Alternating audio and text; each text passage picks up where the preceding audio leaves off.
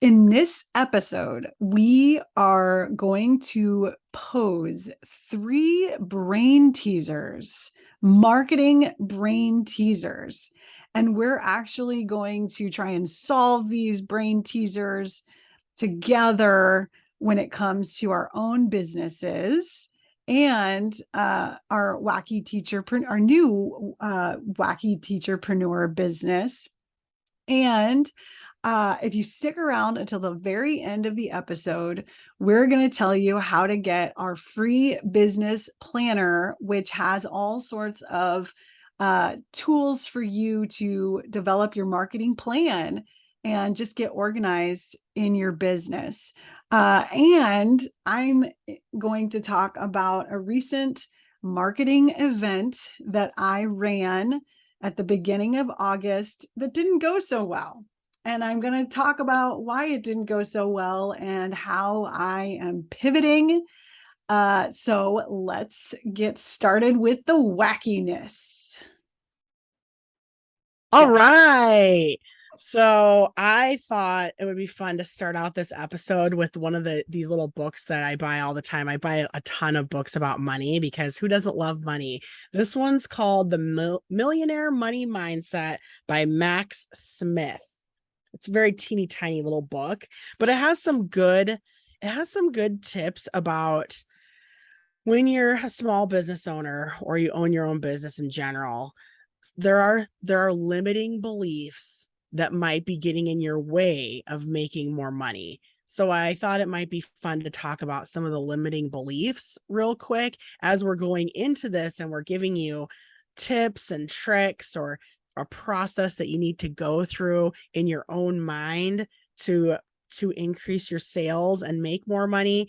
Maybe there's a roadblock before you can do these. Like maybe you have one of these roadblocks. And when I read the book, I was like, oh, I have a couple of these roadblocks I do too. just because of the way I grew up, right? Let's tell all. Yes. So there's a chapter that says 5 reasons you'll never get rich. And number one is that you don't like rich people. And they talk a lot about how, if you grow up in a faith-based religion or a certain type of household, a lot of times rich people are evil.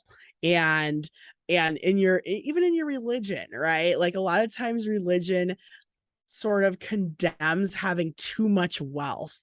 And there is a lot of I mean, look at all the posters about the 1%, right? Like in our society, the wealth is unevenly distributed, and 1% has all the money and everyone else is trying to get some of it. It's just an unhealthy way of looking at money, though. If you think about it, it's unhealthy to vilify people who have something that you want.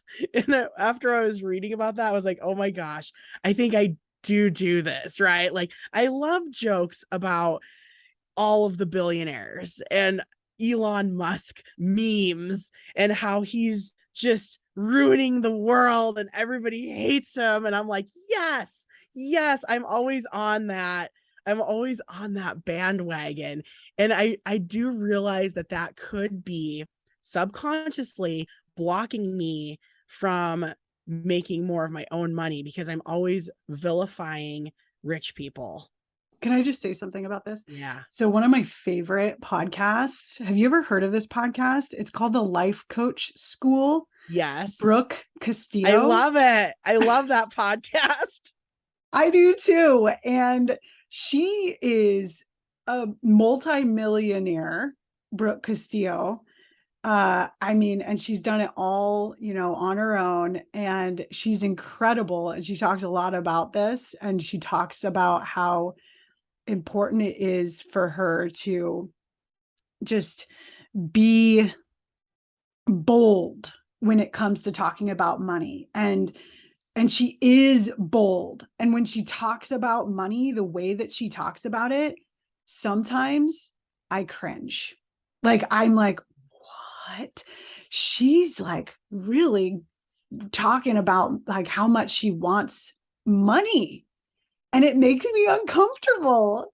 And so just like that awareness is really, I think, key, right? Yes, yes. And I think it's just some of us, this is another one of the limiting beliefs is that a lot of people listen to their parents, right? Or they listen to whoever raised them. And my parents, they really believe money is the root of all evil. All rich people are bad. That was a theme in our house, right? Like it was a theme. So when I kind of do the same thing, when I hear people talking in a positive way about money, instantly my mind goes like, oh yeah, but they're evil, right? And I think that's really unhealthy. Once I read this book, I was like, oh no. I definitely do this. So that's another one of the tips is just did you let some of your parents beliefs kind of get into your head? And sometimes our parents are just judgmental in general, and they might not think that having a dream of being a small business owner is really the best step for us. I know even I'm in my 40s and thankfully my parents are still alive. Yeah, but they're so judgy sometimes. For the most part, they try to be supportive, but sometimes I'll come up with an idea and they're like, "Oh, I don't know about that." And sometimes our family members, I shouldn't say just parents, our family members, they could be a bit of a roadblock. Well, and not just family members, our society. I think about the way that, girls are conditioned to behave. We are not allowed to want lots of things. Just think about the way that girls treat other girls, or the way that we judge women who have a lot of bling bling and a lot of, showing body parts. And I don't know, we could go down a whole rabbit hole of just the society and the way that we're conditioned in our society, not just by our families and by, maybe beliefs and religion and things like that, but also just the media. Yes, and that kind of brings me into the third limiting belief is that you feel guilty when you're successful. And I think this is so common in teacherpreneur land. There are teacherpreneurs that have made millions of dollars on Teachers Pay Teachers. They were teachers, just like we all have the same income level as teachers. There's a range, and you don't meet teachers that are too far over the top of the range in your career. As public servants, we have a range of salaries, and when people go above that, I think there's a natural kind of a jealousy. I think those thoughts of money is the root of all evil kicks in. And I see this a lot in teacherpreneur land where I actually know some really successful teacherpreneurs and they don't put anything on social media. They don't talk about it. It's like a secret. They don't want anyone to know. And there's still teacherpreneurs that haven't showed their face at all because they don't want people to know. I think they feel guilty because teaching is such as a profession where there's never enough. There's never enough money. There's never enough resources, never enough tools. It's that scarcity mindset. We never have enough. And so I think it's tempting to let the those thoughts creep in. I don't know what you think about that, but Yeah, no, I think that I have myself felt bad about doing well and almost sometimes sabotage myself. Like when things are going really, really well, I feel terrified and scared, and mostly terrified and scared. And it's like, wait, I'm supposed to feel good. Like I accomplished these things and this went well. Like what the heck is going on here? So I can definitely relate with that. And so, I mean, we're talking marketing mindset, right? Because before we can market and advertise and put ourselves out into the world and our products and services, we really have to start building an awareness around these these thought patterns and these reactions that we have. And I feel like that is the first step, right? In this is to try and figure out like where are my blocks? And so what are the other blocks, Jess? There's two more. One is that your excuses mean more to you than your goals. And I think that's a common one. And then the second one is you have an insecurity with your own self-worth, your own value.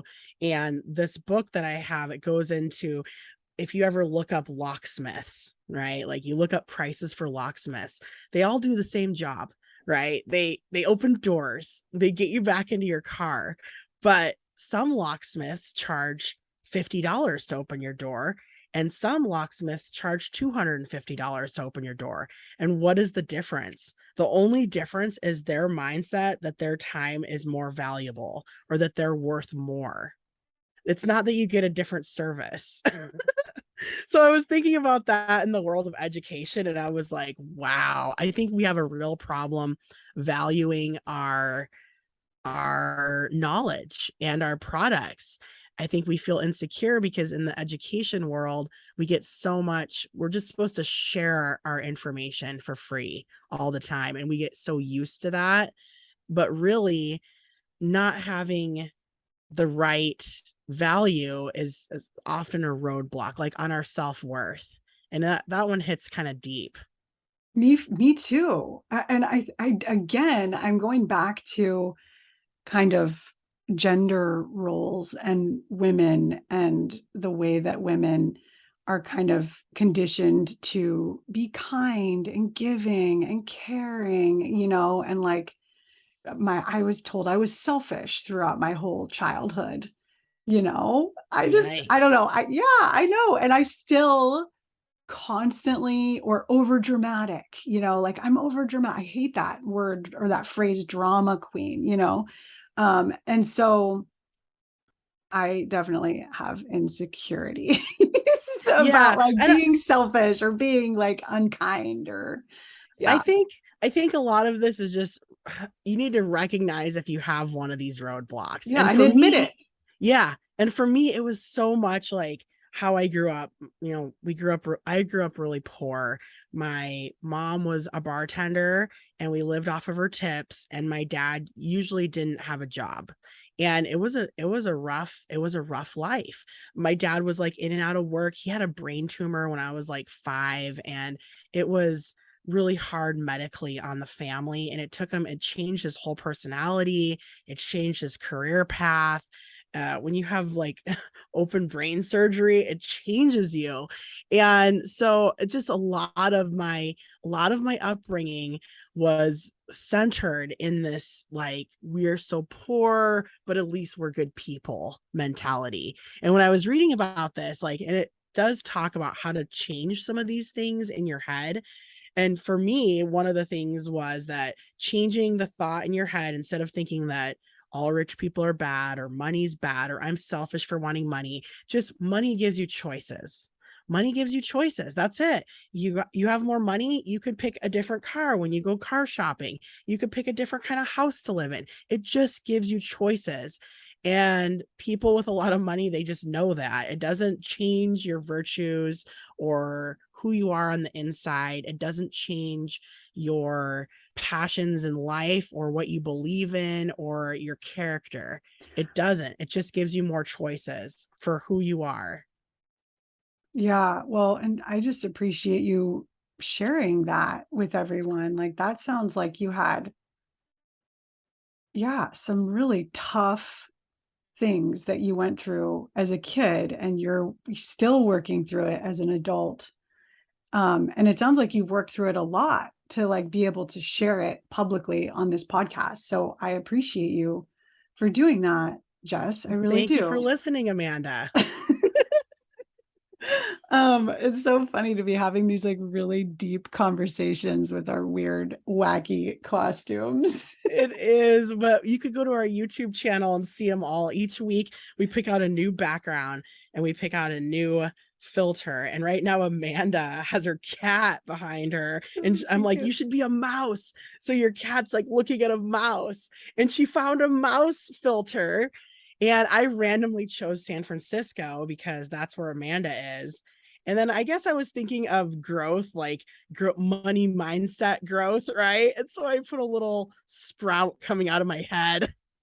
See, I thought it was like someday you're going to grow a life in San Francisco and we're going to like be I do neighbors. love San Francisco. I love the weather. It's like my favorite. Yeah, it's 70 every day, every of the year. Okay, wait. Let's get back to this these brain teasers, these marketing mindset brain teasers. So, you were talking about like overcoming some of these limiting beliefs.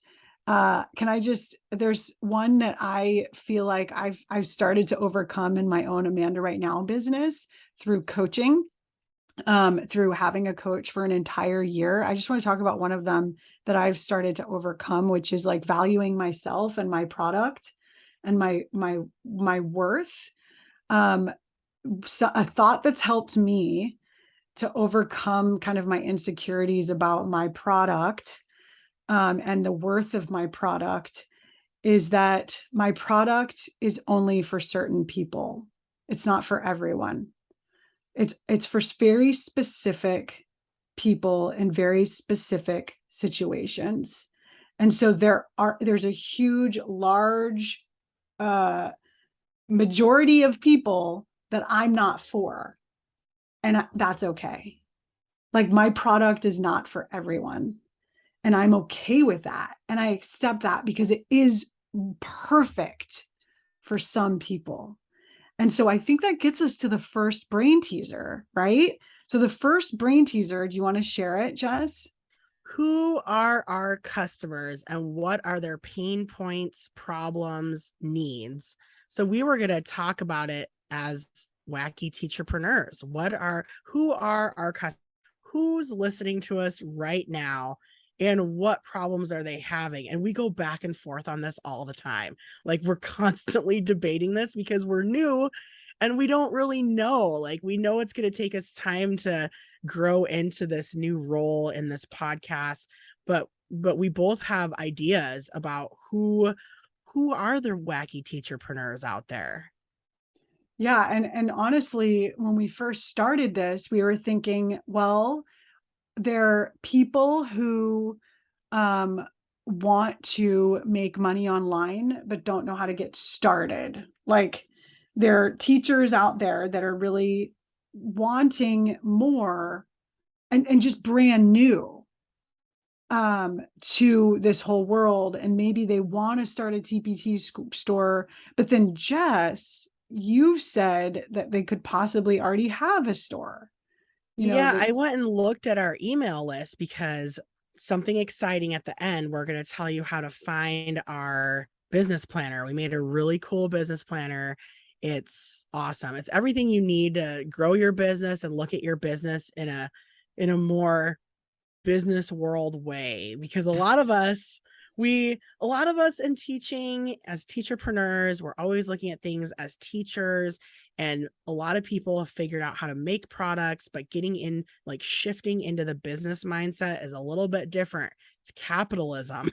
It's very, very different than being a public servant. So we have this really cool planner that we're going to share at the end of the episode. But I noticed, as I was wondering who signed up for the planner, because I put it out on my social media, and I saw some of my buddies that have very well established successful TPT stores and businesses picking up the planner. Maybe they just love planners, right? But I was like, maybe our ideal customer is a little further along in their business journey than we thought. And again, we're trying to discover this right now. yeah, yeah. Well, and are we because we're building, we already built a course. Am I allowed to say that? Yeah. Um, we built a course together already. It's made. And when we made it, we were thinking about our ICA, our ideal customer avatar, and there's someone who maybe has tried to make money online, but they're just spinning their wheels and working way, way too hard. And they just really need like some guidance, some very specific tactics and strategies to make more money. And so that's kind of originally what we were thinking. But yeah, I think we are noticing that there's like some really, really experienced TPT sellers that are really excited about our podcast. And so, yeah, I guess just really when you're starting out, paying attention to the people who are gravitating to you and having conversations with them about like, hey, what do you need? And actually this episode is all about marketing mindset. And I don't think we talked about this, that our next series is all about marketing because we paid attention to our data, our downloads, and the number one episode was the one about marketing, right? And so that's our next series. Our next 6-ish episodes are going to be all about marketing. So we're paying attention to the data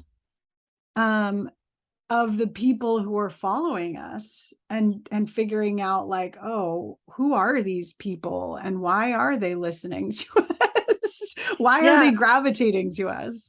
And I often get this question in my side consulting business. A lot of people ask me, they've already made some products. They have a TPT store, but they're not selling enough. And they're always asking me, what should I make next? And look at your data. That's the best thing to do is look at those top 5 or 10 products in your store. Usually they say the top 5 make you the most money. Obviously, that's where people are finding your stuff. That's what people want out of you. They want more of what's in that top 5.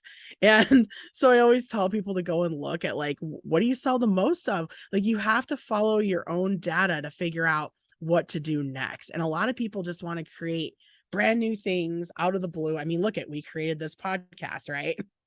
And I totally get that.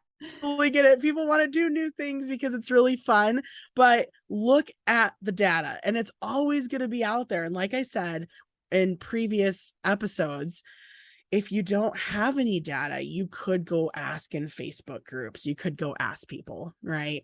And kind of gather some for yourself. Yeah, and do what's interesting to you based on what you're seeing people posting in Facebook groups. And there's a lot of really great teacher Facebook groups and people really reaching out for help because they're struggling, and so paying attention to what are people struggling with. And honestly, Jess, like it occurs to me that this profession is very isolating.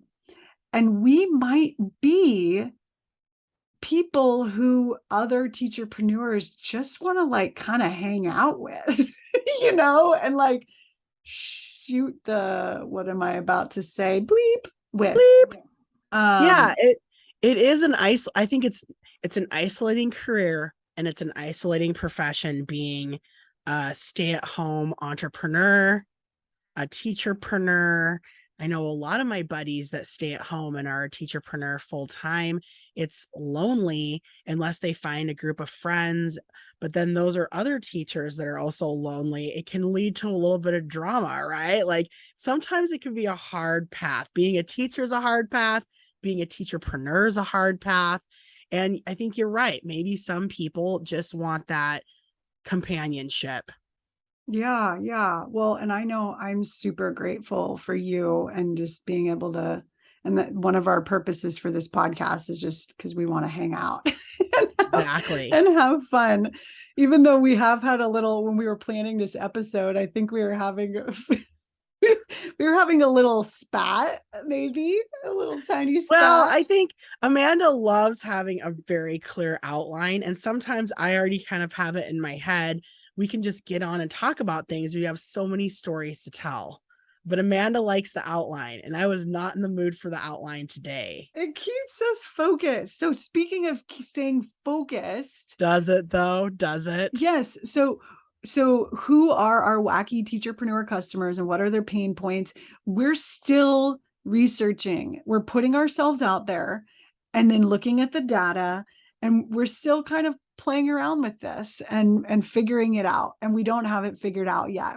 But as you put yourself out there and get talking to your customers or your potential customers, the people signing up for your email list, the people liking your Instagram post or your reels or whatever, you're going to be able to start to define them more and more specifically.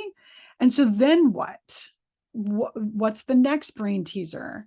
The next brain teaser, how does your product solve a problem? And answering that, you found your people, you probably already have a product. Now, how can you word your product? It's all about wording things. And I know you have a lot of cool tips for how to word things, don't you? Don't you? Well, Like, I took the copy cure, Marie Forleo's copy cure. I paid thousands and thousands and thousands and thousands of dollars for this crazy course, and it was awesome. I loved it, and I got a lot out of it. It was worth it. I paid, and I still have access to it. I still go and revisit it. I have a workbook, um, and yeah, I think, um, does it help you, like what you learned in that course, does it help you word, like talking to your customer, like how to phrase problems? Because I notice when you're brainstorming or you're building, I've watched you build, our website, and I've watched you build emails, and you're always like, no, this would be better. And you go and delete everything and you rewrite something. Is that are those tips that you learned in that course? Yeah, well, and I think it's like you got to be really careful, like there's certain parts of sales pages, certain parts of your email that are way more important than other parts. Does that make sense? Yes. So like for example, the above the whole fold on your sales page, the heading, the tagline, like those are so vital. Yeah, and having like, I mean, I'm a writing teacher, and I'm sure there's English teachers listening right now. I mean, follow the advice you give your students.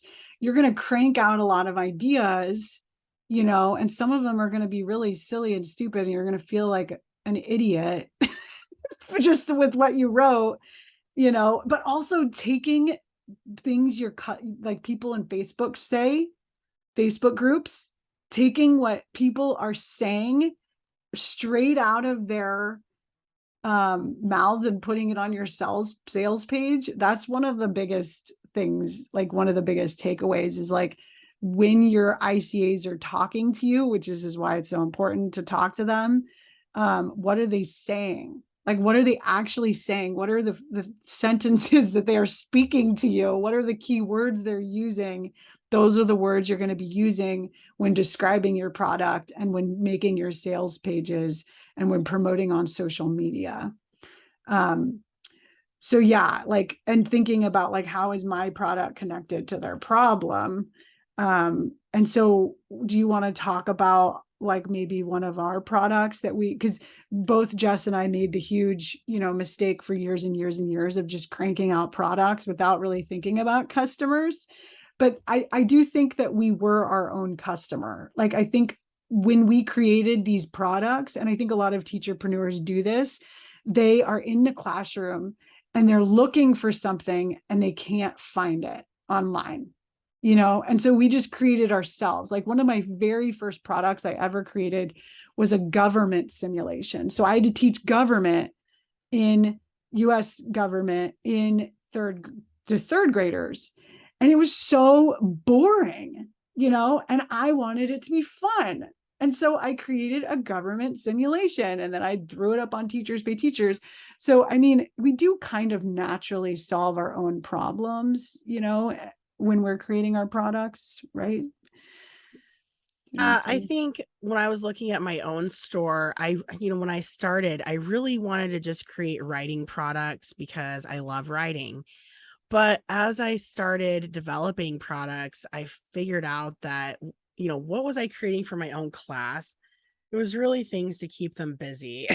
Like I don't want to say it quite like that, but what I liked was when I had like a report template or something, I had a series of questions and the kids could go and research the questions. using a device. And I just loved it because it kept them very busy and very active, and they're learning and they're writing and they're reading and they're talking. And like I would give them like one of my first product lines, the 50 states report bundle that I have. I have a report on every state because I realized that some states, they spend a whole year of curriculum just about their state, right? California, Nevada, I think West Virginia, there's a lot of states that they do state history, and that the teacher kind of needs something to guide them through that. And but I saw it for me personally as like, wow, giving them these reports to do, which, sometimes I call them projects, project-based learning, giving them a question to answer, and then like a structure for how do you answer this big question? Well, you got to break it down into more questions, right? You just can't answer a giant question on your own. You have to have some sort of structure to figuring that out. And I just loved giving the kids these, and I hate calling them reports because it sounds so boring when I say reports, but they really were like, they're almost like interactive projects where they're How about trying to figure these things out. mission? Missions. I love that. And I could probably like redo all of my 50 state bundle to be like that. But I loved it at the end of the day, or when they would get done with something early. And what I found as a teacher is what I was really looking for: early finisher stuff. Right? Like, you're done with your work. Like, some kids finish it in 2 minutes. Some kids take an hour. And the ones that finish in 2 minutes were driving me bonkers. What can we do now? What can we do now? What can we do now? And the school doesn't provide you with things for kids to do that speed through everything. They never provide you with that. And so that was a lot of my store. I think I've created projects for kids to do basically on their own, on the side, or parents ask me for homework. I don't have time to make homework. Well, what does your kid want to learn about? Oh, well, they really like this random obscure topic. Okay, let's make them a report to do about that then. So that's kind of my, like, let's study that on your own. If you want to get excited about something on your own at home, I think that's the only homework you should ever have, right? I don't believe in homework, but you have these parents that are like, we need something. They're driving us mad. And so there's so many problems there. And I think my main problem is like student engagement, when you're finished with your regular work. Yeah. I don't even know how to word that. Student engagement at home, away from school. Yeah. Well, and the way that I solved that problem was different because I just had like a done box, and then I just put all sorts of weird stuff like play with Play-Doh, take a nap. Take a nap. I wish I could do that. Read a book. Yeah, like, and I know a lot of teachers do that, but for me, I feel like if they don't have questions to constantly be working on, like something to fuel their constant curiosity of the world. Now we're getting into like teaching practices, and I've changed a lot. Yeah, like I used to always feel like kids had to be working like 100% of the time, but I'm just realizing more and more that way of like being in the world is really unhealthy. You know what I mean? Like, but you know what, it's also unhealthy when you have bad behaviors and you bother everyone. Well, then, that's a behavior management issue, which is another problem, like, I mean, there's so many problems that teachers encounter in their classrooms, and like, I think that teacherpreneurs naturally create products to solve the problems they're facing in their own classrooms. But I think it's really important to like write it down, write down, how does this product solve what product solves what problem and how, because that copy is what it's called, what you're writing can be used in your social media posts and in your emails and in your on your sales pages, in your Facebook ads, all of, so just, I think what we're saying is to solve this brain teaser, we really need to kind of connect the dots between the product and the problem we solved with that product, and type it out, and write really blog post about it. Just picking one problem is good. Like, I'm mentioning so many problems, Yeah. right? but just really like student engagement. That's the one I kind of want to focus on, is how do you get kids excited to be at school, excited to do things?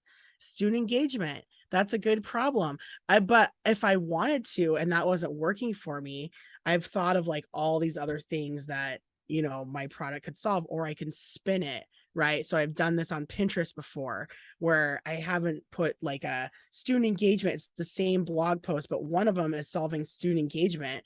One of them is solving early finishers, Yeah. right? Early finishers, student engagement. Do parents ask you for side projects ever, right? Because I do like to make parents happy and give them stuff to do if they want to work with their kids on stuff. I mean, I see myself as like a teacher doctor, right? Like, you want to learn stuff? Let me give you some pills. Yeah. It gives you some work that you could try to learn new stuff with.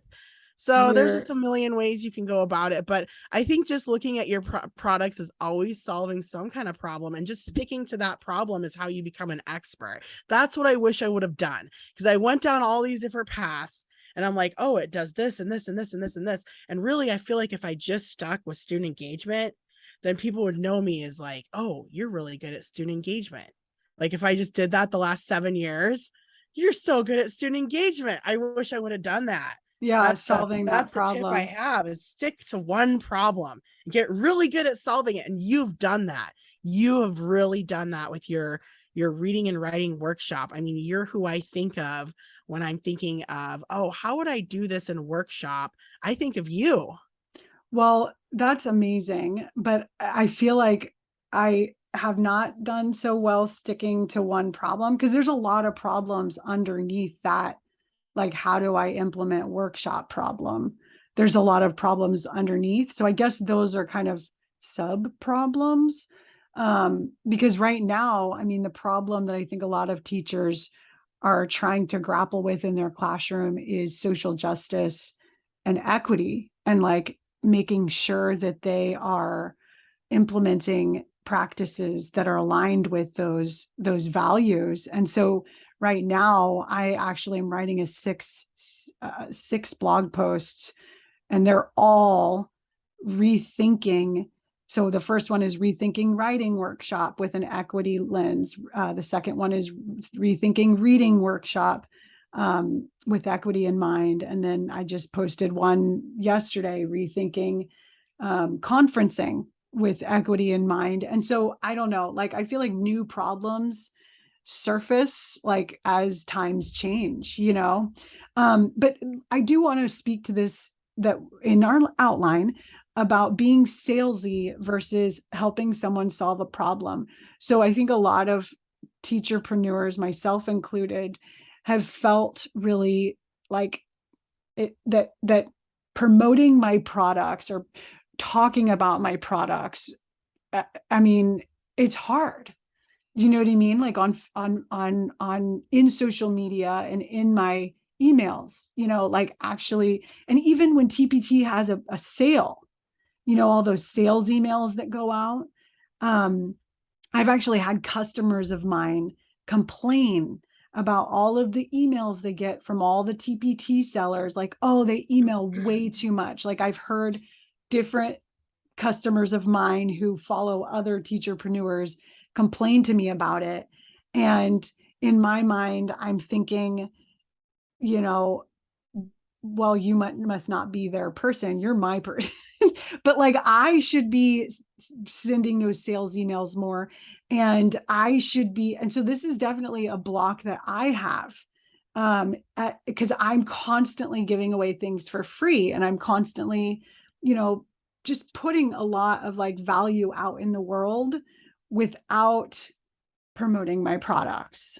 Do you know what I mean? And that's like an insecurity issue. That's a feeling of, like, that I'm not helping solve a problem. I'm just being salesy and want to make money and get rich.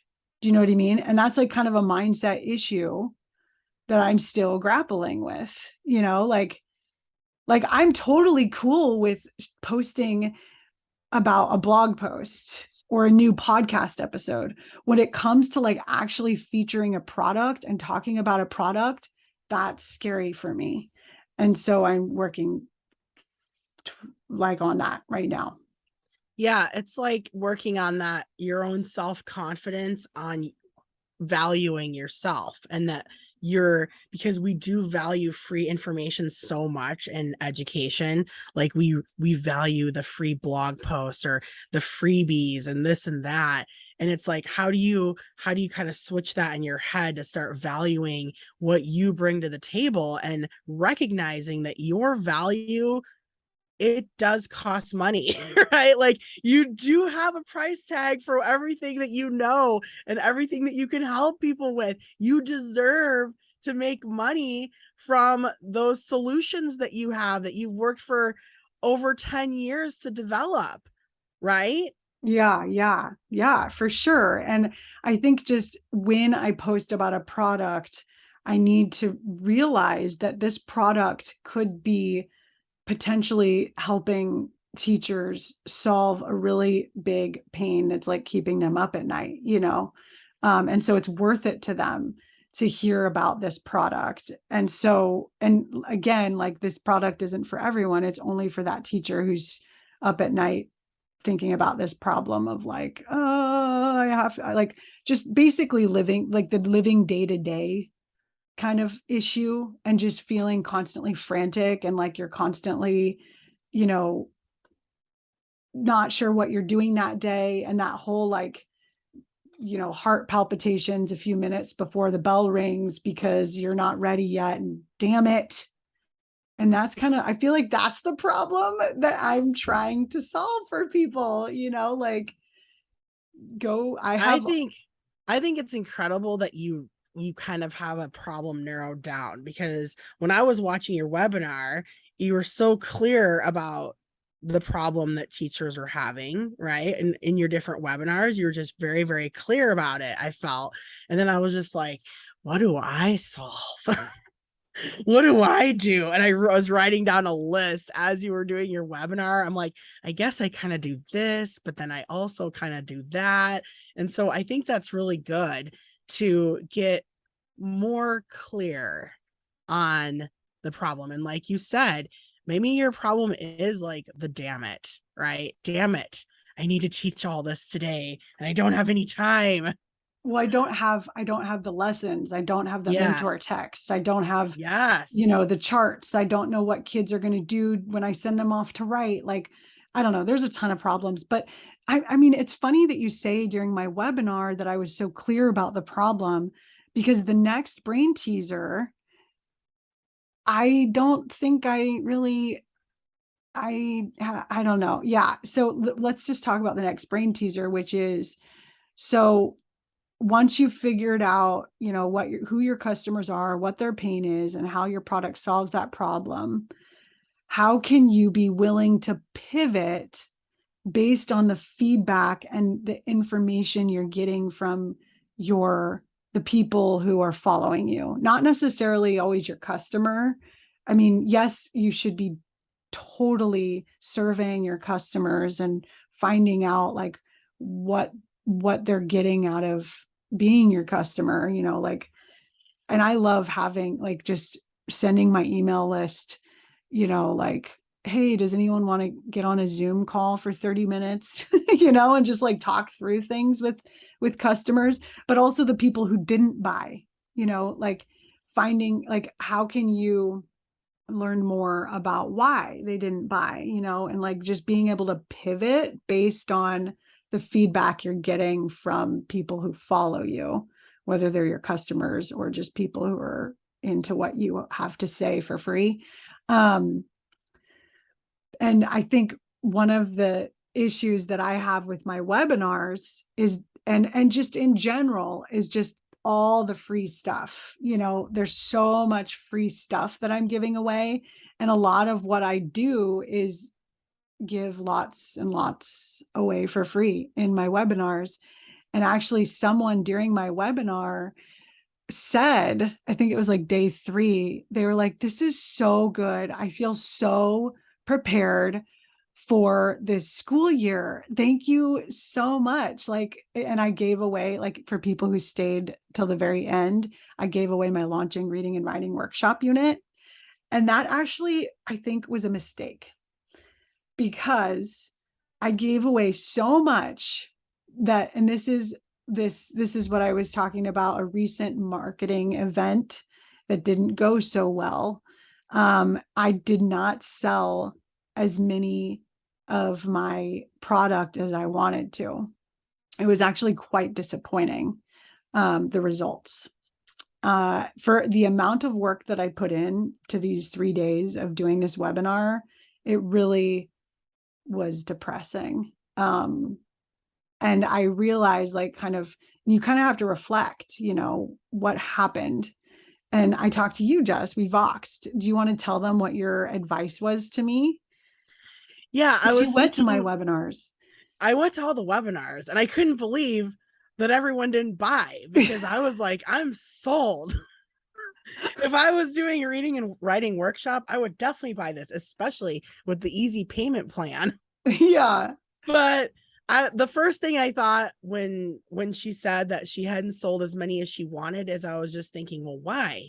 Like, what was the reason? Like, not what did you do wrong or that you did something wrong, because I was there. It was amazing.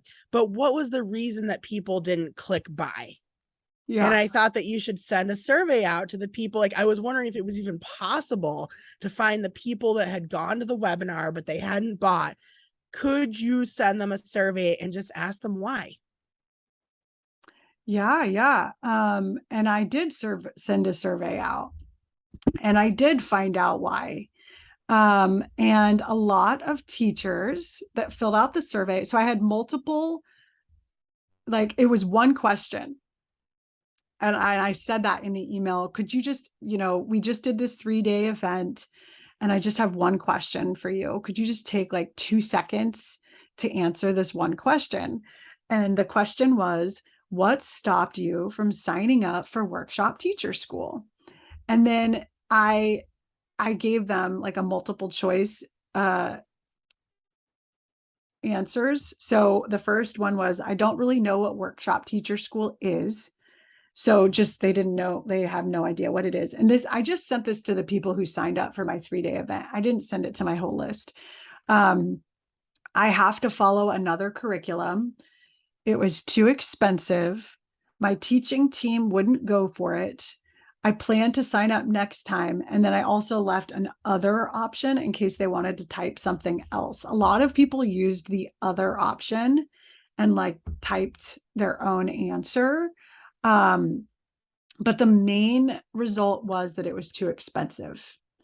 And so what that tells me is that I did not communicate the value well enough. And so what I spent the whole webinar doing was giving value, right? Like giving them information for free. I did not talk about how my product could change their life enough.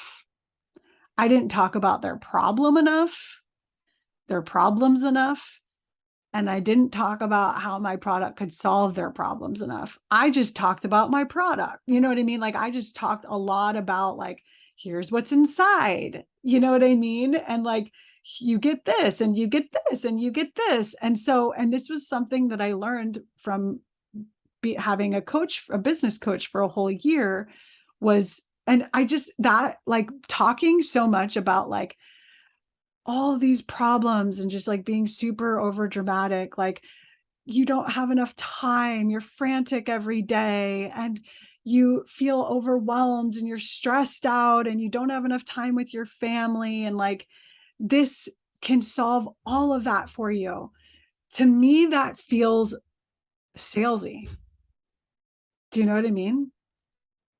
Yeah, you know what I was thinking? I think you did such a good job, since I did go to all these webinars. I think you did such a good job with the value money wise. Like, you were telling people, like, you're going to save this amount of money by buying this. But I was thinking, and I just had this thought, is maybe your teachers don't really value like the money savings as much as they would the time.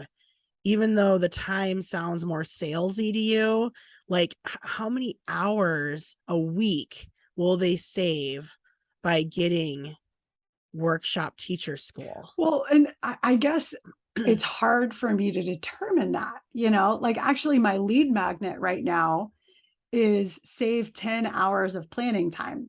How do I know it's actually going to save them 10 hours of planning time? Do you know what I mean? Well, it took me 10 hours to create all this stuff in this toolkit that I give away for free.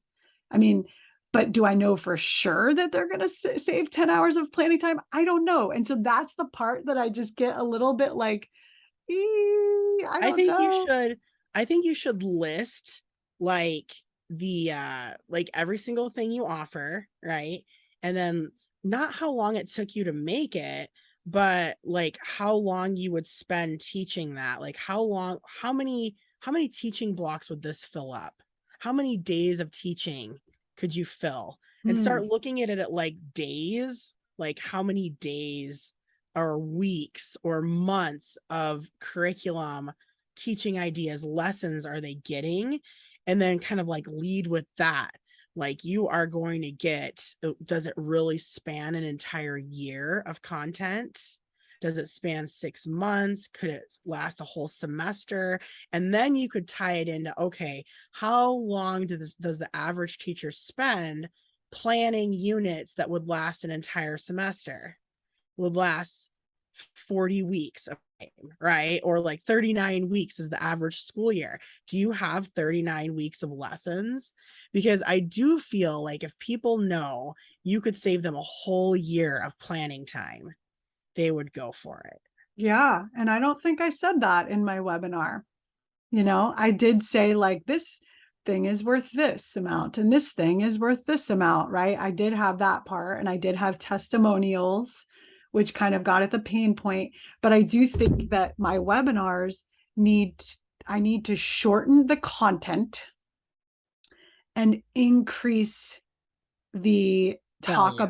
talk about pain and how my product solves that pain more. So the Yeah. percentage, so it should be like 20% free value and then 80%. But the thing is I've been to so many webinars like that and they're so annoying. It's Just to you, but they might be working for other people. You I know what think they else I was are. thinking is like, if you really do have enough stuff for a whole year, if you think about the school year, I'm just thinking about your price points.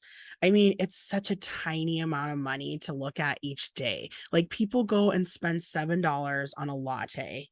Really for your product, it would be spending like $2 each school day, right? Like, is it worth it to get their entire planning block back for $2?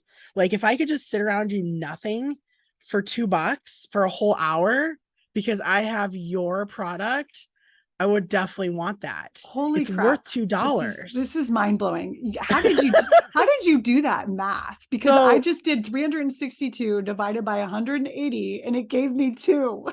Did you just yeah, do that yeah, I math just did in it in your my head? head. I was like, how much does Amanda's, like, if this were to last me the whole year, if the average school year is 180 days, right? And Yeah. it's about double the price, like 180 times 2 is 360, right? So I was thinking it would be $2 a day for me, like every day I'm at school to get my planning period back. Yeah, because I throw $2 a day into the vending machine for a Gatorade. Yeah. Okay. This is what I'm going to do during my next webinar. You are brilliant. Okay. Will you please just grow your life in San Francisco? I should. But I do love Las Vegas. What? Are you kidding me? Okay. So should we wrap this up? Is there anything else that we need to talk about? I think just remind everyone that they can get our free business planner. And now we kind of drop some breadcrumbs that we do have a course coming out. And with that, we have some coaching that we can do. You just saw me work Amanda through some coaching that you could get as well. Because that's Yeah. what we want to do. We just want to help people. And Amanda helps me all the time because I am kind of an email dummy, a website dummy. And I'm always like, Amanda, what does this mean? And she breaks it down in like kindergarten terms for me. So these are things that, you know, we are going to be offering you. Just keep it in mind. Go download our business planner if you want to stay up to date Well, on all the things. but how do they download the business planner? WackyTeacherpreneurs.com. Click the Yes. pink button. Click And the big pink button. It's right there. Wow. Pink button. then you'll get on our email list and you'll get updates when we have new episodes out and when we have new YouTube videos out and when our course comes out and when we start coaching, because we haven't quite finished the course yet. There's some things that need to happen first before we start that. Final touches. Final touches. Yes. And I did want to just tell everyone that so the next 6-ish episodes are going to be all about marketing. And I'm just tentatively, this isn't for sure, but we're going to talk about email marketing. So we're going to have a whole episode about email marketing. And I'm going to school Jess on that. And then and TikTok, which I think we might want to have a guest on for that one because I've been playing with TikTok and it's so fun. I love it. Should we do TikToks and Reels in one episode? I think. Yeah, because they can double and the same things work. So So, marketing on TikTok, marketing on Instagram, marketing on Pinterest, podcast marketing, doing marketing research, Facebook marketing. So, that's what's coming next. I'm so excited to record all of those episodes. me too. Yay. Okay. Bye, everyone. Until next time. Yay.